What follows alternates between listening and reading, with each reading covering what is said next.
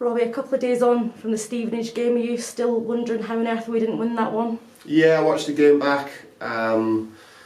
Incredible opportunity to win the game. We should have.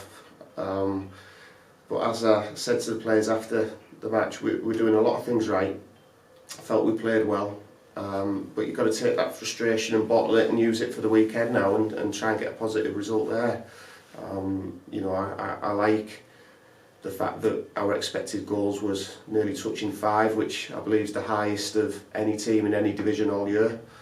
So we're doing lots of positive things on the pitch, but we want to win, and unfortunately we didn't.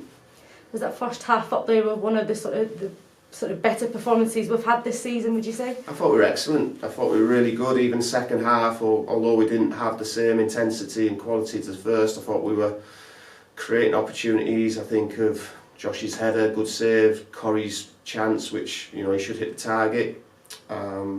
Jake's had a couple of chances. So for all that we weren't as fluent in the first half, and credit to Stevenage to change formation, I still felt we were on the front foot. I still felt that we were going to win the game. But again, we conceded 2 poor goals, and because of that we didn't win it. So that's the learning curve from that game into the weekend now.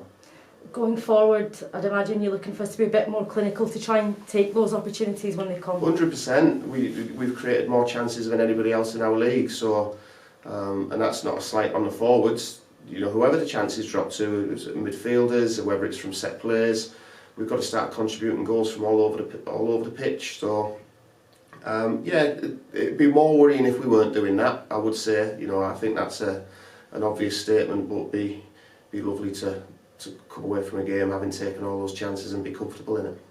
Going into the weekend's game, given the way we played on Tuesday, that must breed confidence. I think we're on a good run. We'd have liked to win a few more of those games that we've drawn, but it means that we're being really competitive.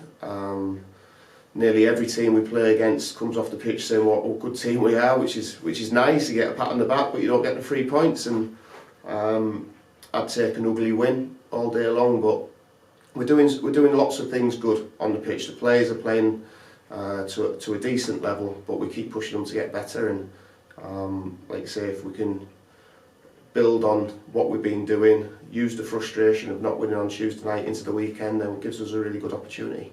Going into the weekend, we face Exeter City here, and they've just their unbeaten league run came to an end on Tuesday. I think it was 15 games in the league.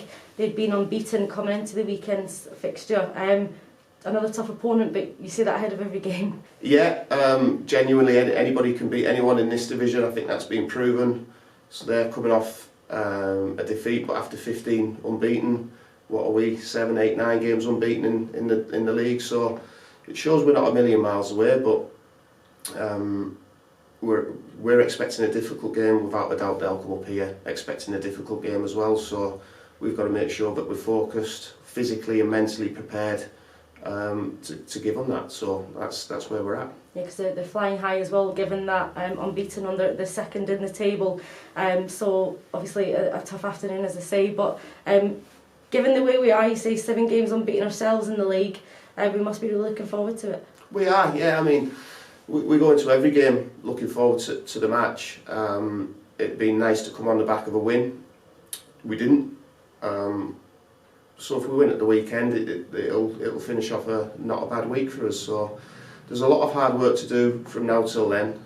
We know that they're a good team coming up here, but I've got full faith in our players that we're a match for anybody on our day. If we get the performance, then I think it gives us a good chance of winning any match. You just said you would like to have seen more wins rather than draws amongst that 7. What more do you want to see from the players? I'm always demanding an improvement, whether that's technically, tactically, physically or mentally. It's we're in a situation now where we've got to play our own game, especially at home where we haven't had the results that we should have, and we need to make sure that turns around to give us a chance to do something in this season. So as we step onto the pitch on Saturday, I'll be telling the players to focus on performance. If we get that right, it gives us a good chance of winning a game. If we don't perform, then we don't deserve to get anything out of the game. So that's where we're at with that. On Tuesday night, Jimmy Keohan picked up an injury. How is the squad looking ahead of the weekend? So Jimmy'd be missing. It was a strange one on Tuesday, so the radio went down from the physio Sam to the bench, so we weren't quite sure on Jimmy's situation. We shout over, Jimmy gives us the thumbs up saying I want 2 minutes to try and run it off. Then it becomes apparent after about 30 seconds he can't, so we have the subs ready and then we score. So it took a little bit longer to get him off. He's going to see a specialist tomorrow. First diagnosis is it doesn't look particularly good. Could be missing for a few weeks at least. But once we see the specialist tomorrow, we'll have a better understanding. On the other injury news, Jim McNulty will still be missing, but he's been out on the grass today, as well as Sam Graham. Aaron trained this morning fine, so he's available. AD White might train tomorrow, but he didn't train today. So yeah, we're down on a few bodies, but obviously get Aaron coming back into the squad helps with the numbers. How much of it is a blow to have AD White, Jimmy Kay, Matty Doan, obviously he missed the game as well in midweek, as well as Sam Graham and Jim McNulty, all from the defensive out all at one time? Yeah, it's not ideal. What it does do is gives us opportunities to look at different shapes.